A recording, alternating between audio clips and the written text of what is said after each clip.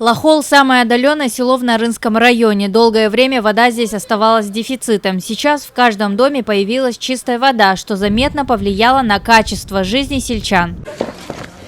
В прошлом году для решения проблемы государством было выделено более 18 миллионов сомов.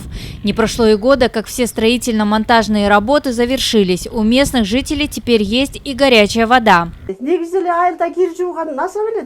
Теперь для нас созданы все условия. Вода оставалась для нас одной из главных проблем.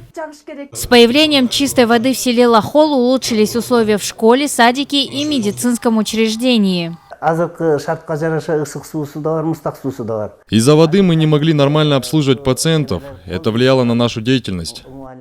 Десятилетиями из-за нехватки воды местные жители подвергали свое здоровье опасности. От безысходности они вынуждены были пить грязную воду. Были случаи заражения инфекционными заболеваниями. В Нарынской области 135 сел, в 45 из них нет чистой воды. В связи с этим Азиатским банком развития выделены средства. И уже в ближайшее время в 42 села проведут чистую воду. Даяна Джумабекова, Аджана Нурбекова, Алато 24, Нарынская область.